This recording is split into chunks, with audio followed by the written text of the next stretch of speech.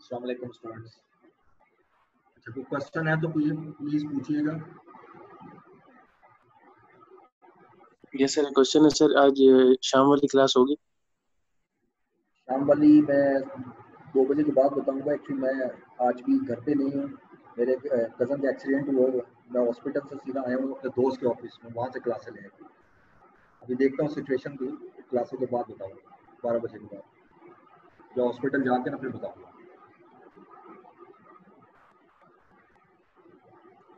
Sir एक question जो वो सर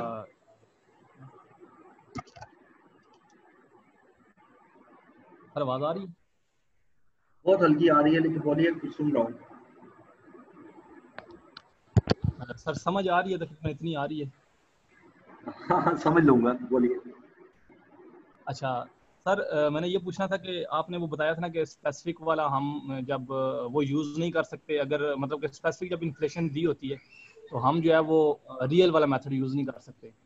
तो सर हम मतलब कि स्पेसिफिक वैसे भी नॉमिनल जो है वो जब स्पेसिफिक इन्फ्लेशन दी होती है तो हर एक पे डिफरेंट रेट लगता है ना। तो अगर डिफरेंट हर एक के रेट निकाल कर अगर लगाएं तो तब वो सही आंसर आएगा या उससे जो है वो कोई इशू हो सकता है किसी में? मतलब कि रियल जो है वो डिफरेंट फाइंड करने डिफरेंट लगता है ना, तो रियल डायरेक्ट डिफरेंट फाइंड करके उसके ऊपर वो डिस्काउंटिंग करें तो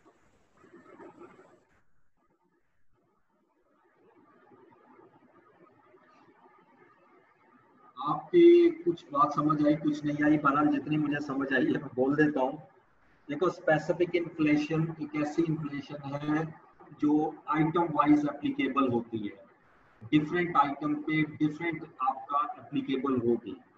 उसको आप जनरल में उसको लिए आप रियल मेथड कैसे यूज करोगे? क्योंकि रियल मेथड के अंदर आपको रियल रेट चाहिए, और रियल रेट के लिए सिंगल इन्फ्लेशन चाहिए। और यहाँ पर अगर मुझे वो कहता है सेल प्राइस की इन्फ्लेशन 4% है, मटेरियल 3% है, लेबर 2% है, और मैं कहता हूँ जिसको मैं रियल मेथड लगाना चाहूँ, तो रियल मेथड में मुझे रियल रेट जब निकालना है तो कौन सी परसेंटेज लगाऊंगा? एवरेज करूंगा तब भी गलत होगा। इसलिए मैंने आपको क्लियरली बताया था कि जिस वक्त स्पेसिफिक इन्फ्लेशन आ जाए, स्पेसिफिक इन्फ्लेशन को कभी भी रियल मेथड में कन्वर्ट नहीं करना, उसको हमेशा नॉमिनल मेथड में रखोगे। हाँ, अलबत्ता जो जनरल इन्फ्लेशन है उसको हम उस रेट में एडजस्ट कर सकते हैं, क्योंकि जनरल इन्फ्लेशन सिंगल रेट होता है और वो सब पे एप्लीकेबल होता है। वो सेल पे भी है, वो मटेरियल पे भी है, वो लेबर पे भी है, सब आइटम्स पर उतने ही परसेंट है जितने उसमें रेट गिवन। ठीक है जी। और कोई क्वेश्चन?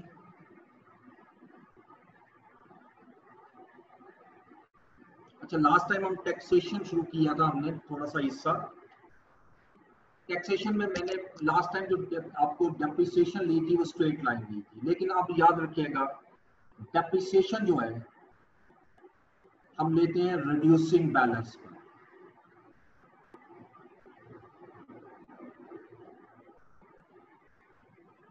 अब यहाँ पर आपके ज़हन में कॉन्फ्लिक्ट आना चाहिए कि मैंने आपको पहले ये बताया था कि थ्रू आउट मैनेजमेंट अकाउंटिंग हम स्ट्रेट लाइन मेथड यूज करेंगे, लेकिन ये भी साथ बताया था कि एक जगह पर सवाई एक जगह पे वो आ चुकी है। अब यहाँ रिड्यूसिंग बैलेंस की लॉजिक क्या है वो समझना जरूरी है। बेसिकली हम जो भी IRR निकालना चाह रहे हैं या NPV निकालना चाह रहे हैं, इसके लिए जो हमारी बेस है वो कैश है, नॉट प्रॉफिट, यानी कैश बेसिस पे हम कैलकुलेट कर रहे होते हैं। ठीक है, तो इसका मतलब है कि डेप्रिसिएशन जो है उस पर जो टैक्स शील्ड लेनी है वो अकाउंटिंग डेप्रिसिएशन पे नहीं आएगी, वो टैक्स डेप्रिसिएशन पर आएगी, और टैक्स डेप्रिसिएशन होती ही रिड्यूसिंग बैलेंस पर। इस वजह से हम रिड्यूसिंग को प्रेफर करते हैं। और ये भी याद रखना, अगर किसी क्वेश्चन के अंदर दोनों डेप्रिसिएशन नहीं हो, वो लिखता है अकाउंटिंग डेप्रिसिएशन स्ट्रेट लाइन है और टैक्स डेप्रिसिएशन रिड्यूसिंग बैलेंस है, तो आपने हमेशा रिड्यूसिंग बैलेंस ही लेना है, यानी टैक्स डेप्रिसिएशन लेनी है। तो टैक्स डेप्रिसिएशन अगर स्ट्रेट लाइन है तो लो, कोई मसला नहीं, लेकिन ज्यादातर मैं आपको बता दूं कि टैक्स डेप्रिसिएशन जो है, टैक्स डेप्रिसिएशन रिड्यूसिंग बैलेंस पे होती है, इस वजह से हम यहाँ पर ले रहे होते हैं।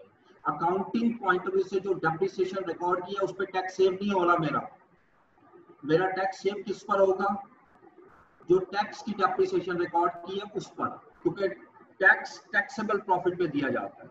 तो टैक्सेबल प्रॉफिट में हम अकाउंटिंग डेप्रिसिएशन को रिवर्स करते हैं और अकाउंटिंग और टैक्स डेप्रिसिएशन को इनकॉर्पोरेट करते हैं, इस वजह से हम यहाँ पर रिड्यूसिंग बैलेंस मेथड यूज करते हैं। अब रिड्यूसिंग बैलेंस मेथड में कैलकुलेशन जरा लेंथी हो जाती है, यानी हमें यहाँ पर एक कैलकुलेशन ऐसी चाहिए जिसमें हर साल की डेप्रिसिएशन मिले और हर साल की टैक्स शीट मिले। स्ट्रेट लाइन में तो आप एक डेप्रिसिएशन निकालते हो, उसी को टैक्स शीट में कन्वर्ट करते हैं और वही हर साल आ जाती है, लेकिन आप याद रखिएगा रिड्यूसिंग बैलेंस में ऐसा नहीं मुमकिन, ठीक है।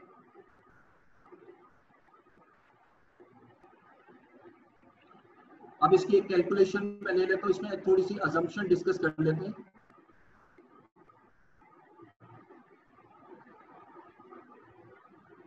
रिड्यूसिंग बैलेंस के हवाले से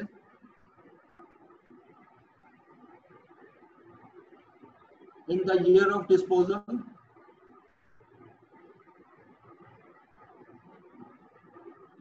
जिस साल में आपका प्रोजेक्ट खत्म हो रहा होता है उसको ईयर ऑफ डिस्पोजल कहते हैं। नो कैपिटल अलाउंस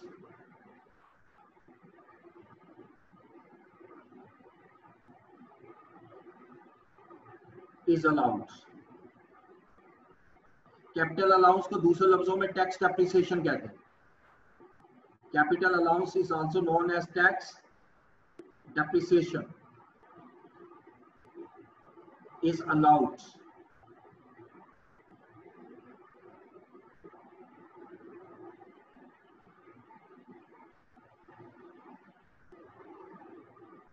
कि जिस साल में आप उसको सेल कर रहे हो उस साल में कोई कैपिटल अलाउंस जो है वो आपको अलाउड नहीं है, यानी उस साल में आप रिकॉर्ड नहीं करो। Second, in the year of disposal,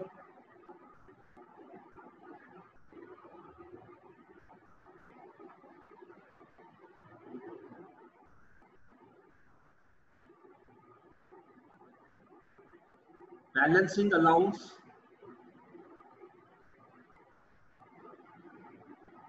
और charge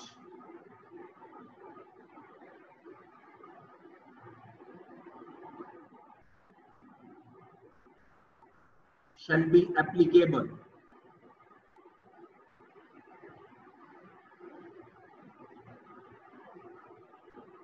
What is balancing allowance?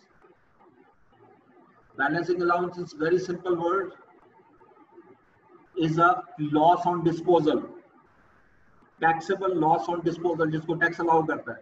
Balancing charge is a gain on disposal, ठीक है। जिसके साथ वर्ड अलाउंस होता है वो एक्सपेंस को रिप्रेजेंट करता है, टैक्स है ये, जैसे कैपिटल अलाउंस एक्सपेंस है, बैलेंसिंग अलाउंस एक्सपेंस है, लॉस ऑन डिस्पोजल। तो ये जो बैलेंसिंग अलाउंस है BA, इसको हम कहते हैं लॉस ऑन डिस्पोजल। और balancing charge BC, it is gain on disposal.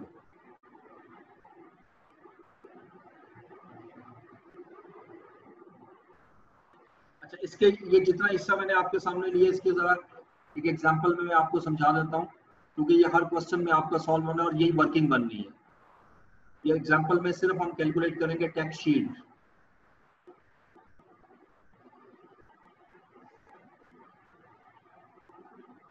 यानी आपने एक एसेट बाय किया, उसकी कॉस्ट जो है वो 400,000 है, मैं सिर्फ 400 ले लेता हूं। इसका जो डेप्रिसिएशन है यानी कैपिटल अलाउंस जो है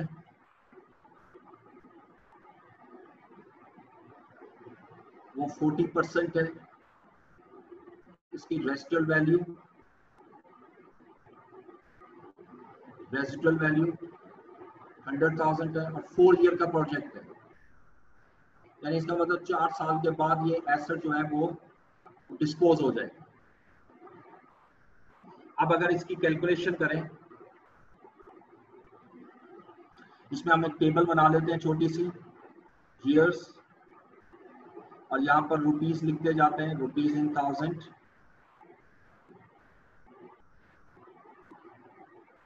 जीरो ईयर में आपने एसेट खरीदा, जिसको टी नॉट भी कह सकते हो, 400 का। अच्छा, T1 में पहली डेप्रिसिएशन रिकॉर्ड होगी, capital allowance at a rate of 40%, which is 160। अब ये 240 आ गया। T2 में capital allowance 40%, 96, that is 144। T3 में कैपिटल अलाउंस इस अमाउंट का 40% लीजिएगा, 57.6 यानी 58।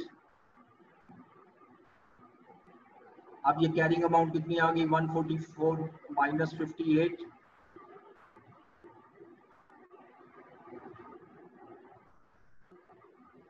86। अच्छा, T4 में कोई कैपिटल अलाउंस नहीं है। In the year of disposal no capital allowance is allowed, लेकिन T4 में हमने डिस्पोज किया। T4 के एंड पे हमने डिस्पोज किया 100 मिलियन का। अब ये जो डिफरेंस आ रहा है ये गेन ऑन डिस्पोजल है, दिस इज बैलेंसिंग चार्ज। अच्छा, अब यहां पर टैक्स शील्ड यानी टैक्स सेविंग कितनी होगी, इन 1000 रुपीज। पहले साल 140 है, 160 है, 30% टैक्स रेट लीजिएगा, 48 टैक्स शील्ड मिली। सेकेंड ईयर 96 का 30%, 29, फिर 58 का 30%,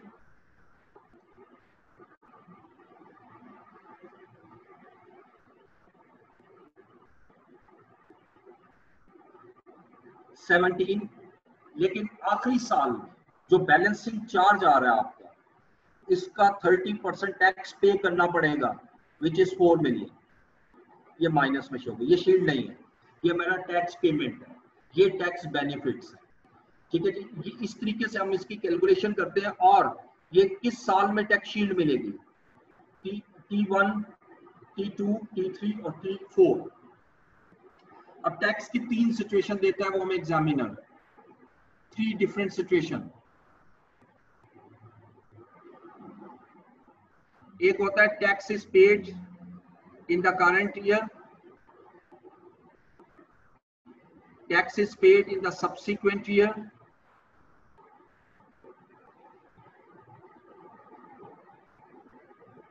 and tax is proportionate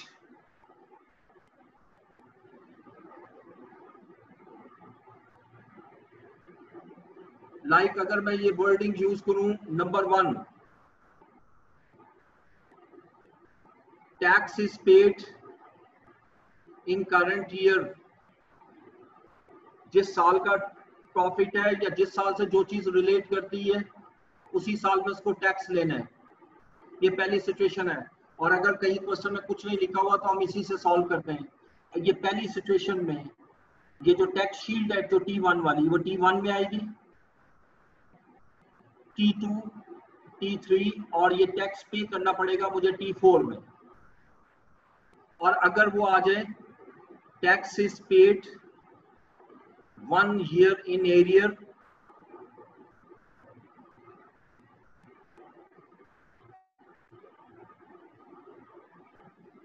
तो दूसरी सिचुएशन में पहले साल की टैक्स शील्ड जो है वो सेकंड ईयर में जाएगी, सेकंड ईयर की थर्ड ईयर में, थर्ड ईयर की फोर्थ ईयर में, और फोर्थ ईयर का जो टैक्स है वो फिफ्थ ईयर में मैं पे करूंगा। ये याद रखना है कि जिस क्वेश्चन के अंदर इन एरियर आ जाए, 1 ईयर इन एरियर, उस साल में 4 साल का प्रोजेक्ट है तो 5 साल की मुझे कैलकुलेशन करनी पड़ेगी। यानी 5वां साल भी ऐड करना पड़ेगा। लेकिन तीसरा प्रोपोर्शनेट में वो इस तरह लिखते हैं, फॉर एग्जांपल कि 50% tax is paid in same year in current year, दोनों का combination,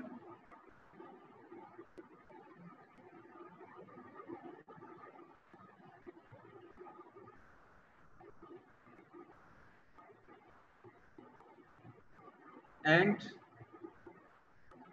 balance in next year। अगर ये सिचुएशन आ जाए तो फिर कैलकुलेशन कैसे होगी? देखो अब पहले साल की टैक्स शीट है 48, ये 48 में से 50% इसी साल पे होनी, यानी इसकी जो 24 मिलियन है वो T1 में आएगा, लेकिन इसी का 24 T2 में चला जाएगा, और फिर इसका 50% जो 14.5 आता है इसको 15 कर देते हैं, ये दोनों का कॉम्बिनेशन T2 में आएगा, और फिर इसका 50% अब मैं 14 लूंगा वो यहाँ आ जाएगा T3 में।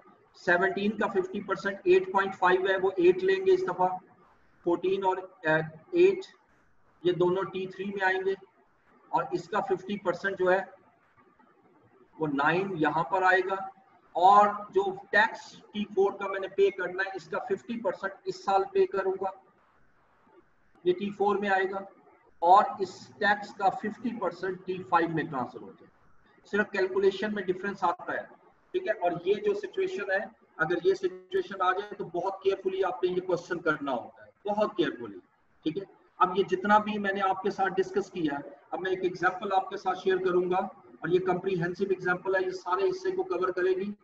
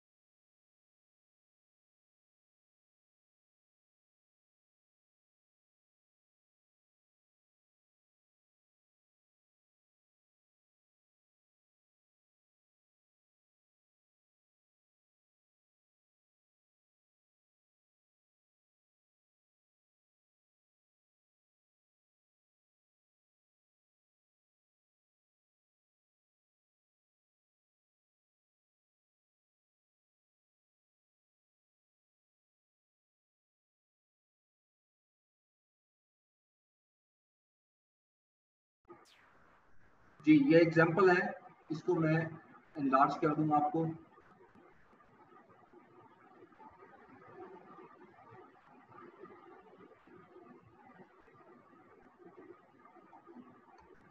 ले जी पहले पढ़िएगा इस पूरे को।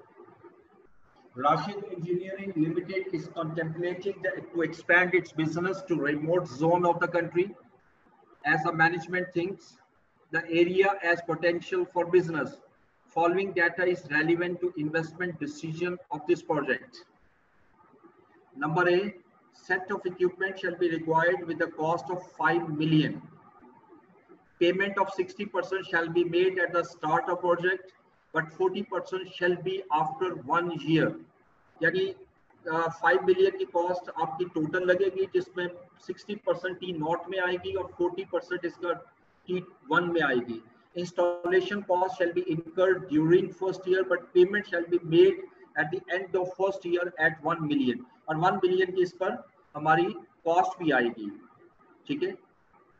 Installation. It is estimated project should have a useful life of 5 years after being put into operation. यानी इसका मतलब टोटल 5 ईयर नहीं हुए, टोटल 6 ईयर हुए। कैसे? एक तो पहला साल जो है वो इंस्टॉलेशन का हुआ, और फिर वो लिख रहा है after being put into operation, यानी अगले 5 साल मेरा प्रोजेक्ट कंटिन्यू रहेगा with residual value of 25% of purchase cost of equipment. तो जो परचेज कॉस्ट है उसका 25% रेजिडुअल यानी वैल्यू होगी।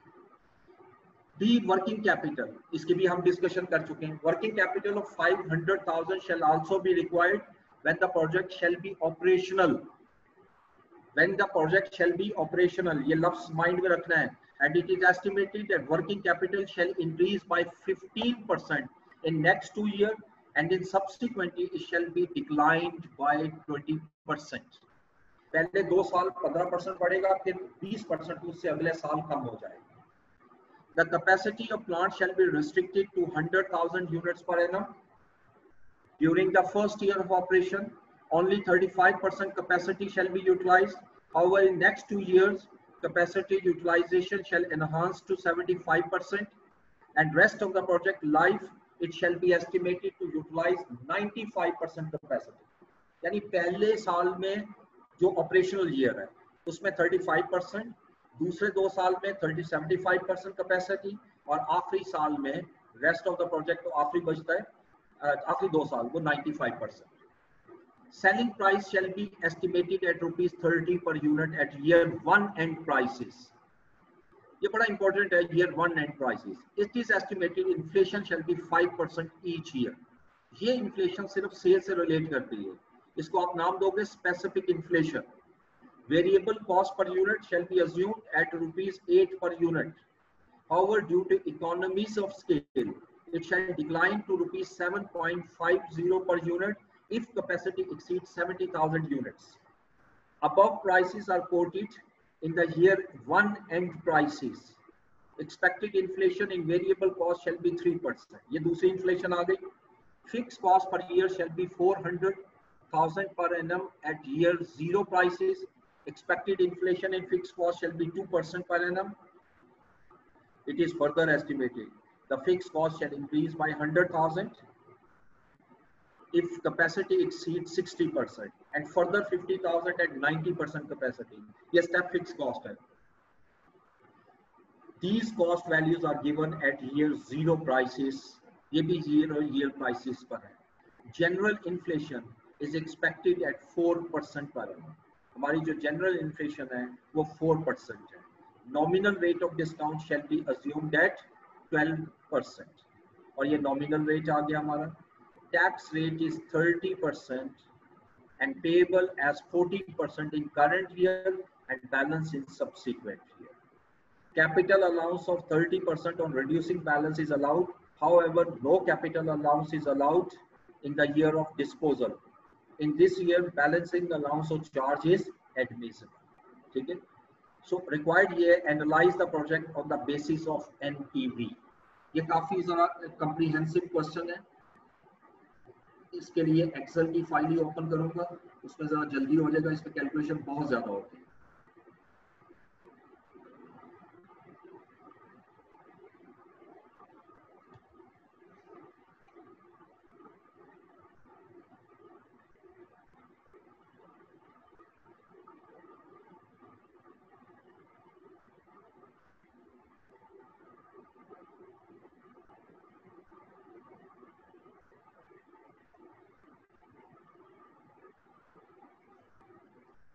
राशिद मैन्युफैक्चरिंग.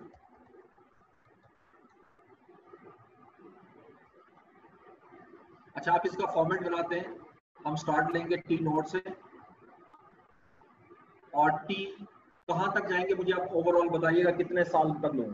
T1 से लेकर कहां तक जाना चाहिए any student?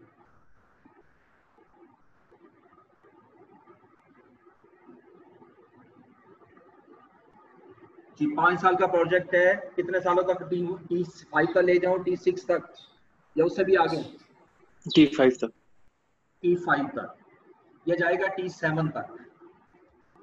T0, T1, T2, T3, T4, T5, T6, T7. अब लॉजिक भी मैं बताने लगा हूं जरा, क्यों मैंने 7 ईयर लिया. देखो जो T0 है, T0 ठीक है, इस पे इन्वेस्टमेंट सिर्फ T0 में नहीं हो रही, T0 में भी और T1 में भी. 1 साल पूरा इंस्टॉलेशन पे लगेगा. ये 5 साल का प्रोजेक्ट है, 2, 3, 4, 5, 6 तक. ये 5 साल हो गए. अच्छा, अब मैंने 7 क्यों लिया? क्योंकि यहाँ टैक्स इन एरियर है, यानी जो T6 का टैक्स है वो T7 में भी आएगा, इसलिए हमने T7 तक इसको लिया. ये आपने बड़ा केयरफुली देखना है इस क्वेश्चन. राइट, और यहाँ मैं स्पेस जोड़ूंगा। अच्छा, सबसे पहले आपने ऑपरेटिंग कैश फ्लो लेना, ऑपरेटिंग कैश फ्लो, ठीक है। और ऑपरेटिंग कैश फ्लो मेरा T2 से स्टार्ट होगा, क्योंकि ऑपरेटिंग कैश फ्लो इसलिए लेते हैं कि उस पर टैक्सेशन आनी है। तो सबसे पहली चीज जो आपने लेनी है दैट इज सेल्स। अब सेल्स हमें ये गिवन है, सेल्स। अब सेल हमारी स्टार्ट होनी है T2 से, ठीक है। तो अगर हम T2 से ही ये वर्किंग बनाए यहां तक T6 तक, वर्किंग में ले जाता हूं यहां, ठीक है। That is working 1 sales.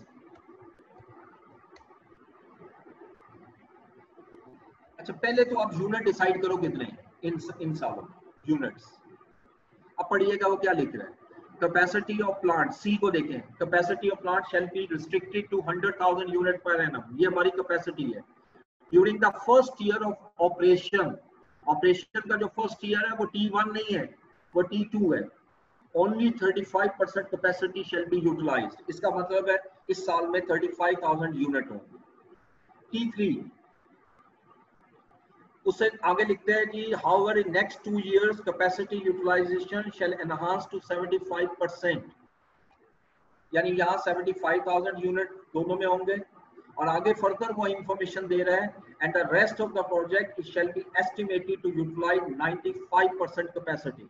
और इससे आगे 95% कैपेसिटी, तो 95,000 यूनिट्स। ये तो यूनिट्स आ गए। अब सेल्स प्राइस क्या है? Sale price is estimated ₹30।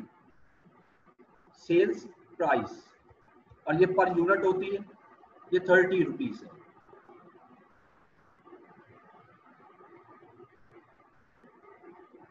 ये मैं एक एक चीज शो कर रहा हूं, जरा देखते जाइएगा। और इसमें लेकिन ये प्राइस ईयर 1 की है, तो इसका मतलब इसमें इन्फ्लेशन आएगी 5%।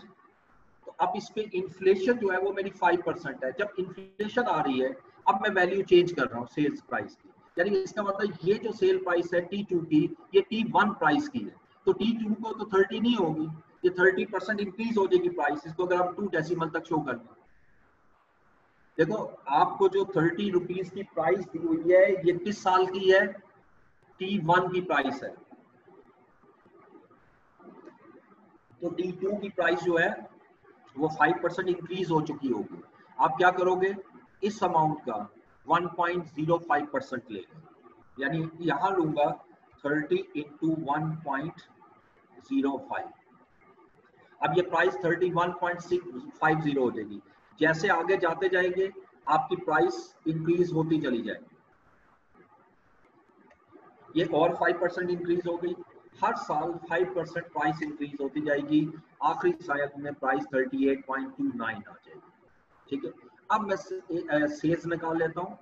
ये इन्फ्लेशन यहाँ पर मैं लिख देता हूँ, एक कॉलम सिर्फ समझाने के लिए।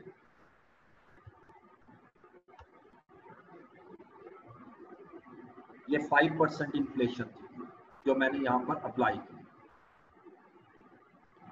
ये अच्छा, अब मेरी सेल्स आ जाएगी, और सेल्स हम लेते हैं इन थाउजेंड्स।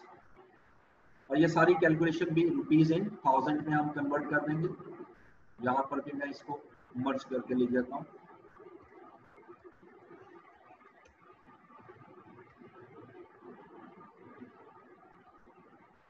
अब इसको मल्टीप्लाई करते हैं और डिवाइड कर देते हैं 1000, तो ये थाउजेंड्स में कन्वर्ट हो।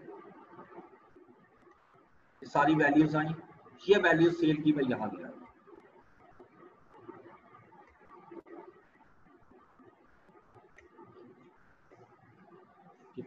उसके बाद नेक्स्ट वेरिएबल कॉस्ट दी हुई है, ओके।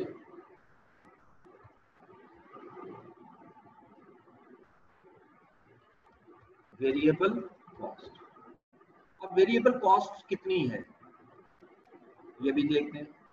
तो लिख रहे हैं variable cost per unit shall be assumed ₹8 per unit. However, due to economies of scale, it shall be declined to ₹7.50 if capacity exceeds 70,000 units. यानी ये प्राइस 7.50 हो जाएगी अगर आपकी कैपेसिटी जो है तो 70,000 यूनिट हो जाएगी।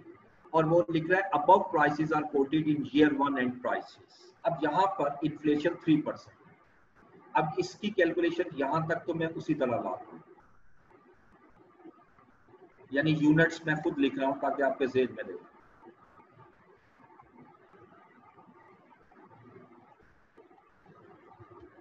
वेरिएबल कॉस्ट, अच्छा अब वेरिएबल कॉस्ट पर यूनिट कितनी है? अच्छा T2 की जो है वो आपकी आ रही है 8, ठीक है, प्राइस है 8।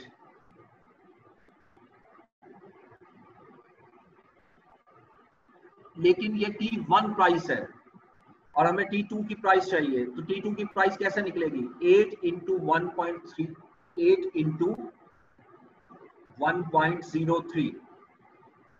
अच्छा T3 में जो प्राइस है वो कम हो जाएगी, 7.50 हो जाएगी, और ये प्राइस भी ईयर 1 की है, यानी जो कॉस्ट है ना इसकी वो 7.50 पे आ जाएगी due to economies of scale. और यहाँ कैपेसिटी 70,000 से एक्सीड कर रही है अगले 4 सालों में। यहाँ पर 8 नहीं लूंगा, यहाँ लिखूंगा 7.50 इंटू 1.03 इंटू 1.03, 2 टाइम मैंने 0.3 किया। क्यों? क्योंकि ये T1 की प्राइस है 7.50, पहले मैंने इसमें T2 की इन्फ्लेशन ऐड की, फिर T3 की इन्फ्लेशन ऐड की, ये प्राइस आ गई। अब इससे आगे अब 1 साल की इन्फ्लेशन फिर ऐड करनी है 1.03, और इससे आगे फिर मूव करते जाएं, ये इन्फ्लेशन आखिर तक आ गई। यानी ये प्राइस जो है ये मैंने 7.5 को बेस बनाकर ली, ठीक है। और अब इसको मल्टीप्लाई करता हूँ, वेरिएबल कॉस्ट इन रुपीज आ जाएगा थाउजेंड्स,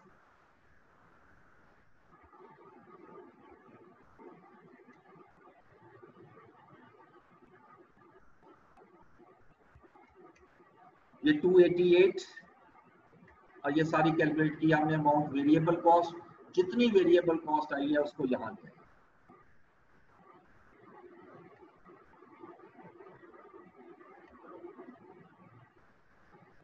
वेरिएबल कॉस्ट के बाद आप फिक्स कॉस्ट आ जाए,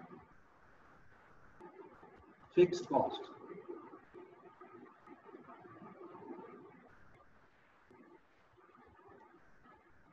अच्छा फिक्स कॉस्ट में पहले चीज वो लिख रहा है, fix cost per year shall be 400,000 per annum at year 0 price.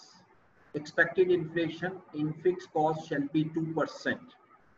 It is further estimated that fixed cost shall increase by 100,000 if capacity exceeds 60% and further 50,000 at 90% capacity. These cost values are given at year 0 prices. इसके 3 fix cost हैं। तो पहले जरा normal fix cost लेते हैं, इसकी working भी देखिएगा। यहां मुझे यूनिट नहीं चाहिए, ठीक है जी।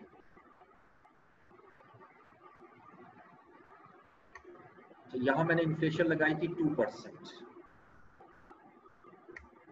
2%, सॉरी 3%, 2% फिक्स कॉस्ट,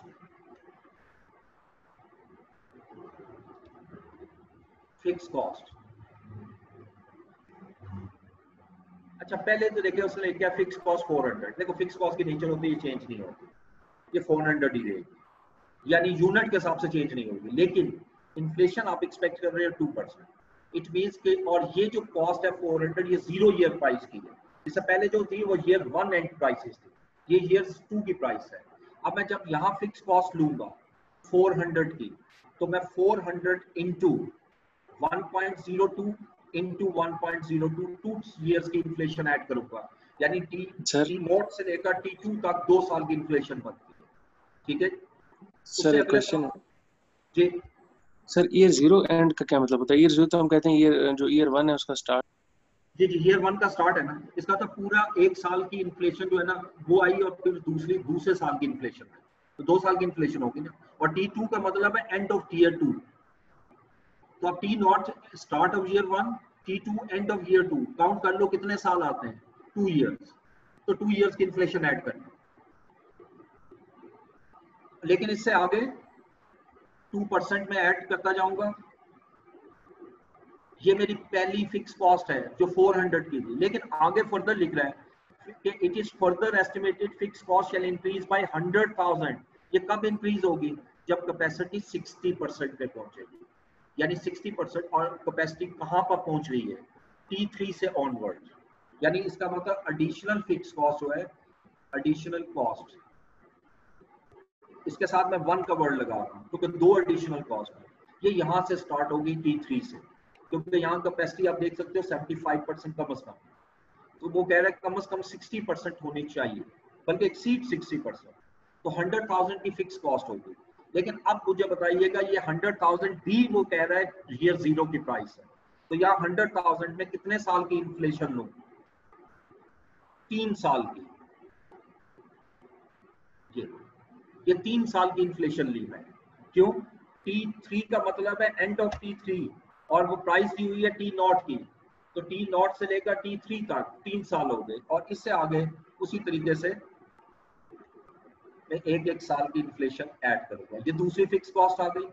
और एडिशनल फिक्स कॉस्ट नंबर 2 जो फर्दर फिक्स कॉस्ट है, ये 500 की है, 50,000 की है, और ये 90% कैपेसिटी भी है, और 90% कैपेसिटी T4 में है, यानी ये यहाँ से शुरू करूंगा। और अगेन ये प्राइस भी 0 ईयर की है, तो अब मैं यहाँ लिखता हूँ 50,000, और ये T5 है, 5 साल की इन्फ्लेशन ऐड करनी। आपके पास तो कैलकुलेटर होगा, रेज टू पावर 5 कर दोगे। मैं एक्सेल पे कैलकुलेट कर रहा हूँ, मैं यही सीधा कैलकुलेट कर लेता हूँ। दिस ये 64 आया, और इससे अगले साल जो 1 साल की इन्फ्लेशन आएगी 1.02। अब फाइनली इसको टोटल कर लो, ये मेरी फिक्स कॉस्ट है। T2 में सिर्फ ये वाली फिक्स कॉस्ट होगी, T3 और T4 में 2 फिक्स कॉस्ट होंगी, और T3 और T4 में एक और ऐड हो चुकी होगी। अब ये जो अमाउंट आई है, this is known as fix cost in 1000। अब ये फिक्स कॉस्ट जितनी आई है इसको यहां से माइनस करेंगे,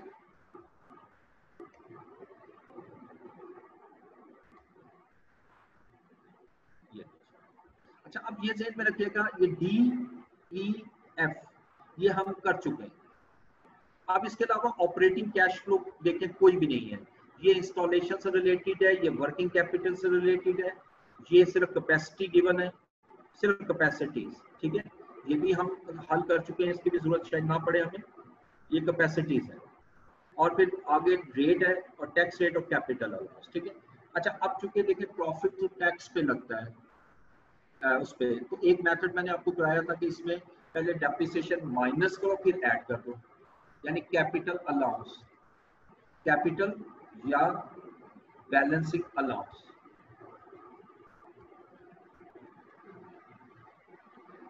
अब मुझे वो चाहिए हर साल का, अभी टैक्स शील्ड नहीं, सिर्फ बैलेंसिंग अलाउंस।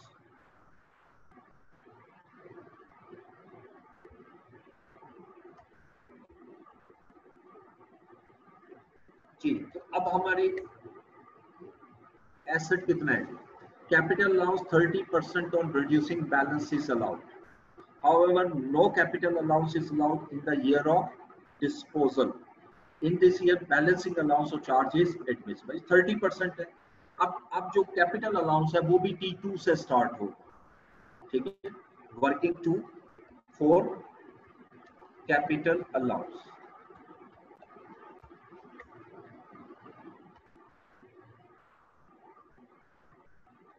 T2 से लेकर T6 तक। अच्छा सबसे पहले तो आप इसकी कॉस्ट लोगे, यानी WDV और कॉस्ट WDV।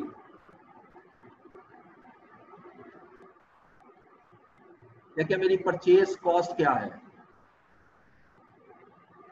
इक्विपमेंट जो आपने खरीदा है वो 500,000 का है, 1,000 उस पे इंस्टॉलेशन कॉस्ट आ रही है, दोनों को ऐड कर लो, टोटल अमाउंट आ गई 6,000। ये मेरा 6,000 का एसेट आ गया। इस पर कैपिटल अलाउंस,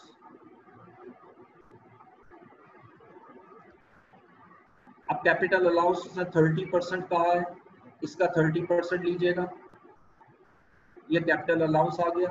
और इसकी वैल्यू निकालनी हो तो आप इसमें से ये माइनस कर दोगे तो WDV आ गई, और इसको आप कैलकुलेट करोगे तो 1260 T4 में आइएगा, ये खुद ही कैलकुलेट करता जाएगा, T5 में भी आइएगा, लेकिन T6 में मुझे बैलेंसिंग अलाउंस या बैलेंसिंग चार्ज चाहिए, ठीक है। बेशक यहाँ पर बैलेंसिंग अलाउंस हम अलग कैलकुलेट कर लेते हैं। यानी इस साल की जो कैरिंग अमाउंट है वो मेरे पास आ रही है 1441। तो आप इसको डिस्पोजल कितने में करोगे? उसने क्वेश्चन में क्या कहा है, 25% of the purchase cost of equipment. Equipment की जो परचेज कॉस्ट है उसका 25%, और परचेज कॉस्ट हम 600,000 लेंगे, इसका 25%, ये बनता है 1500। तो ये बैलेंसिंग चार्ज नहीं बनेगा, बैलेंसिंग अलाउंस नहीं बनेगा, बैलेंसिंग चार्ज बनेगा, यानी जिसको गेन ऑन डिस्पोजल कहते हैं। ये 59 का आ गया गेन। अब ये सारी वैल्यूज हम यहाँ लाएंगे। पहले तो कैपिटल अलाउंस लेके आइएगा, और कैपिटल अलाउंस 4 साल का आएगा, T2 से लेकर T5 तक। उसके बाद T6 में बैलेंसिंग अलाउंस नहीं आएगा, बैलेंसिंग चार्ज आएगा, वो प्लस में लिखोगे, और यहाँ में बैलेंसिंग चार्ज लिखोगे।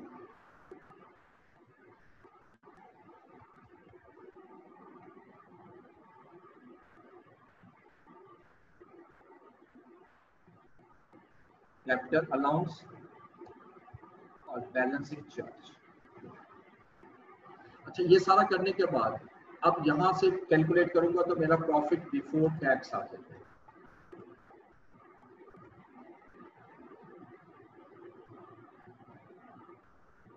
और इसमें इस क्वेश्चन में एक अच्छी चीज ये है कि इसमें लॉस भी आता है, वो भी आप सीख लोगे कि लॉस को कैसे ट्रीट करना। पहले T2 में देखिएगा,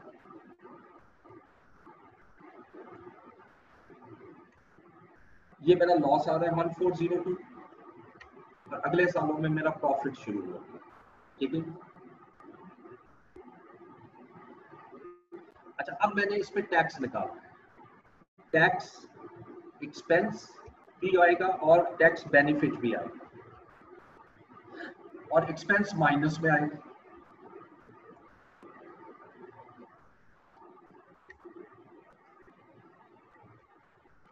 अच्छा, पहले तो आप टैक्स निकाले जैसे नॉर्मल है, इसमें अभी मैंने 40 और 60 को टच नहीं करना, पहले नॉर्मल टैक्स निकाले। ये टैक्स आ गया, इसका 60%, सॉरी इसका 30% टैक्स बेनिफिट आ गया, और इसी अमाउंट को आगे ले जाए, ये सारे टैक्स आ गए।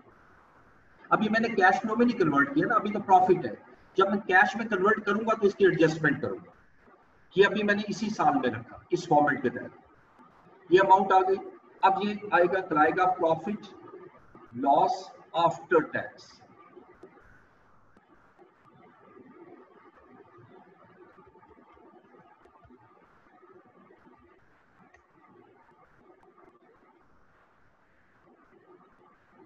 अच्छा, अब इसके बाद अब दोबारा इसमें कैपिटल अलाउंस में ऐड कर सर, कैपिटल अलाउंस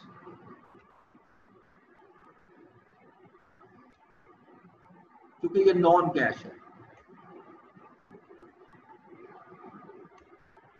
ये सारा ऐड किया यहां का, और गेन चूंकि ऑलरेडी कैश में होता है इसलिए उसको नहीं ऐड, माइनस किया। अच्छा, अब इसके बाद टैक्स एडजस्टमेंट करनी है, टैक्स एडजस्टमेंट। अब ध्यान से देखिएगा टैक्स एडजस्टमेंट। देखिए, ये मेरा टैक्स बेनिफिट आ रहा है 421, इसका 60% आई थिंक 40% इस साल में आएगा, यानी इसका 60% टैक्स बेनिफिट आगे जाएगा।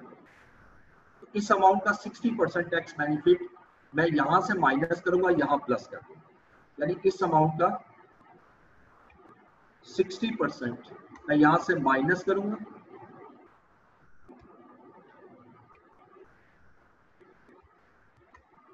और यहां पर ऐड हो जाएगा, यानी इसका टैक्स बेनिफिट सारा इस साल में नहीं आएगा। 40% इस साल में आ गया, 60% जो है वो मैंने अगले साल में ट्रांसफर। ठीक है। सेम इसी तरह T3 का जो टैक्स बन रहा है 28, उसका 60% मैं यहां लाऊंगा, यानी 60% अगले साल ट्रांसफर करना है, तो इसका 60% लीजिएगा,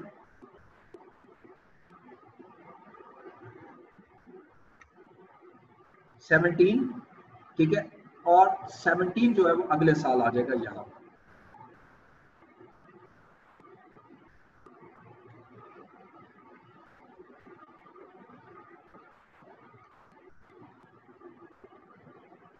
यानी 60% टैक्स अगले साल पे होगा।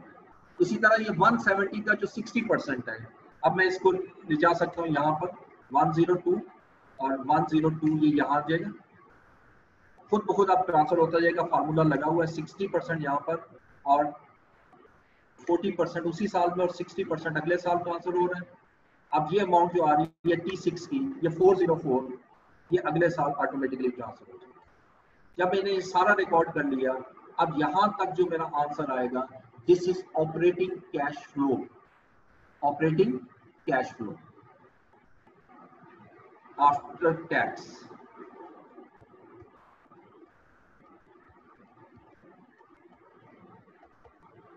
अब इसको प्लस कर लो, ये मेरे 5 सालों का, बल्कि 6 के 6 साल, अब यहाँ पर भी आ गई वैल्यू, आखिरी साल में नेगेटिव वैल्यू है। अब इसको करने के बाद, ये सारा करने के बाद अब आइएगा मेन उसकी तरफ, एसेट्स की तरफ। एसेट आपने 500 का, जो 600 का खरीदा, 500 का कॉस्ट ऑफ इक्विपमेंट, इसकी पेमेंट कब कर रहे हैं?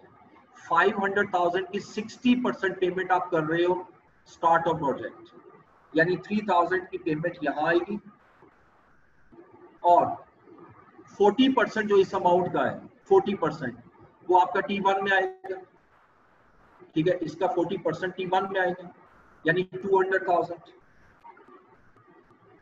लेकिन इंस्टॉलेशन कॉस्ट जो है वो भी फर्स्ट ईयर के एंड पे पे करनी है, इसको डायरेक्ट 300 कर दूं, 3000, ये खुद वो 3000 और 3000 वहां पर आ गई। और इसके अगेंस्ट हमें कैश कब जनरेट होगा? 6ठे साल, स्क्रैप वैल्यू, और स्क्रैप वैल्यू हम कैलकुलेट कर चुके हैं 1500।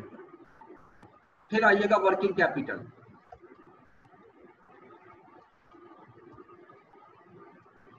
अच्छा, वर्किंग कैपिटल की नॉर्मल अजम्पशन क्या थी? ये भी हम ले चुके हैं, हम ए भी हो चुके हैं हमारा।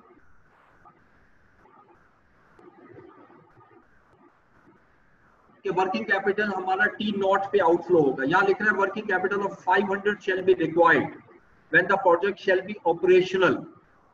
ऑपरेशनल हो रहा है T2 में, इसका मतलब T2 का स्टार्ट जो है वो T1 होगा एंड T1 का एंड होगा। And it is estimated that working capital shall increase by 15% next 2 years, or in subsequent year it shall decline by 20%. तो वर्किंग कैपिटल की वर्किंग बना लेते हैं।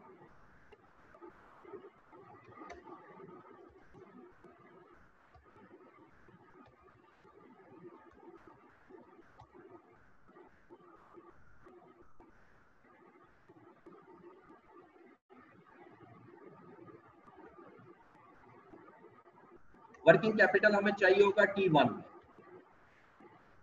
ठीक है, वर्किंग कैपिटल T1 में, और ये कितना चाहिए हमें? 500। T2 में वो कह रहे हैं नेक्स्ट 2 इयर्स ये 15% इंक्रीज होगा, यानी यहाँ पर इसका 15% इंक्रीज हुआ और यहाँ पर इसका 15% इंक्रीज हुआ, लेकिन इससे आगे कह रहा है ये 20% डिक्लाइन हो जाएगा सब्सिक्वेंट ईयर, सिर्फ एक साल, अगले साल ये कम होकर 80% हो जाएगा 529। और ये हमने पढ़ा था सारे का सारा एंड पे रिलीज हो जाएगा, जितना भी वर्किंग कैपिटल है वो एंड पे रिलीज हो जाएगा। अब ये working capital for the year आ गया जो मुझे चाहिए। ये 500 की अमाउंट यहाँ पर आएगी। अब यहाँ पर इन दोनों का डिफरेंस लेंगे, दिस वन, और इसी तरह अगले दोनों का डिफरेंस लेंगे 86, फिर दोनों का डिफरेंस लेंगे 132, और उसके बाद जितना वर्किंग कैपिटल है वो सारा रिलीज होगा T6 529। ये चीज आपने ज़हन में रखनी है और इसको यहाँ पुट कर दें। T1 में यही अमाउंट मैं सारी उठा लाऊंगा, 500 आएगा, और उसके बाद मेरा वर्किंग कैपिटल कहीं बढ़ रहा है और कहीं कम हो रहा है T6 तक 529। जैसे ही मैंने इसको मुकम्मल किया, अब ये हिस्सा भी मुकम्मल हुआ, कैपेसिटी तो हाईलाइट की थी फिर अनहाईलाइट हो गई। यहाँ से हम नॉमिनल टैक्स रेट सिर्फ रह गया, टैक्स रेट और पेएबल ये सारा कुछ हम ले चुके हैं, ठीक है, सब कुछ हो चुका है। अब मैं इसको फाइनली शेप देता हूँ,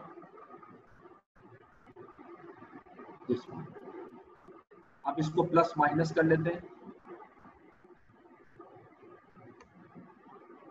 इसको अब आप नाम दोगे कैश फ्लो आफ्टर टैक्स।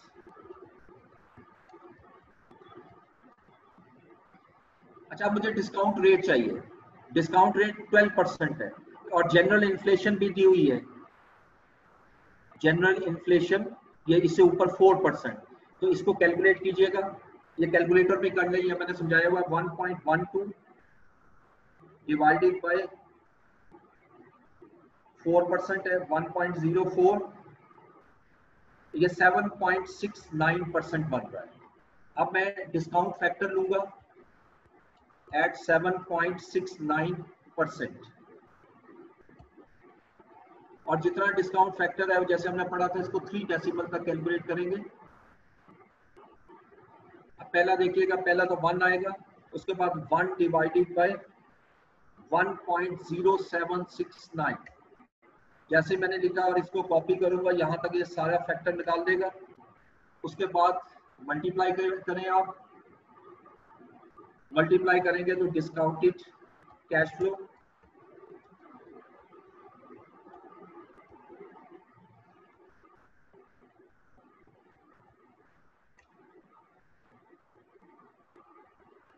ये डिस्काउंटेड कैश फ्लो आ गया। अब ये मेरा मुकम्मल हो गया। फाइनली मैं एनपीवी निकाल लेता हूं, नेट प्रेजेंट वैल्यू, और नेट प्रेजेंट वैल्यू में हम इस सारी अमाउंट को सम कर लेंगे। तो नेगेटिव वैल्यू आ रही है 121,000, यानी it means the project should not be या should be rejected as net present value of project is negative। ये मेरा फाइनल डिसीजन होगा। मुझे इसकी बेसिस पर ये जो मैंने आंसर लिखा 121, ये तो टी नॉट का आंसर नहीं है, ये अलग आंसर लिखा है, ये सेपरेट, यानी इन सब का ओवरऑल टोटल है, ये मेरा टोटल आएगा। इसमें इस क्वेश्चन में हर वो चीज मैंने आपसे डिस्कस की है इस एग्जांपल में, जो तकरीबन 70% पेपर्स में आ चुकी है, यानी 70% इसमें जितनी चीजें ली हैं वो तकरीबन आपकी 70% पेपर्स में आप देखोगे ये नजर आएगी।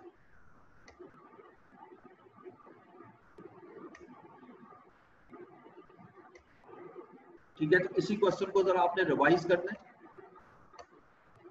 सर ये क्वेश्चन है, शेयर करूंगा जी। सर ये टैक्स एडजस्टमेंट में आपने कुछ वैल्यूज पॉजिटिव ली हैं, कुछ नेगेटिव, इसकी जी असल में देखो इस साल में पॉजिटिव आनी चाहिए ना वैल्यू। अगर वैसे कैलकुलेट करो तो 421 का ये पॉजिटिव है, ये टैक्स बेनिफिट है ना, 40% आना चाहिए, यानी 168 आना चाहिए। हमने कितना रिकॉर्ड किया हुआ है 421, और 421 और 252 का डिफरेंस ले लो, 421 और 252 तो वही आ रहा है 169। ठीक है, वो राउंडिंग का फर्क होता है। तो ये जो अमाउंट है इसका 40% हमने यहीं पर रखा, 60% अमाउंट यहाँ से माइनस करके आगे ट्रांसफर कर, यानी इसका जो बेनिफिट है वो 2 सालों में मिलेगा, T2 में भी और T3 में। और ये जो टैक्स है इसकी पेमेंट 2 सालों में करूंगा, T3 में 40% और T6 में 60%। तो सिंपल 60% अमाउंट आगे ट्रांसफर करते हैं। जो चीज यहाँ प्लस हो रही है वो यहाँ से माइनस होके आगे प्लस होगी ना, तभी एडजस्टमेंट होती है। ये माइनस हो रही है तो यहाँ प्लस करके आगे मैं माइनस कर, एंड सो ऑन, इस तरह रिकॉर्ड है। इसलिए कुछ प्लस नजर आ रही है और कुछ minus. Excuse me sir, sir फरमाइए। सर ये प्रेजेंट वैल्यू फैक्टर आपने रियल मेथड से रेट निकाला? जो हाँ जी, ये रियल मेथड से किया 7.69। ये हमने एक एग्जांपल की थी, वहां पर भी यही 12 और 4%। सर इसको हम नॉमिनल रेट से क्यों नहीं करेंगे? जी सर नॉमिनल रेट से क्यों नहीं करेंगे इसको? देखो नॉमिनल तो हमने दोनों का कॉम्बिनेशन यूज किया था, यहाँ पर जनरल इन्फ्लेशन मैंने वहां ऐड कर दी और नॉमिनल इन्फ्लेशन यहाँ पे।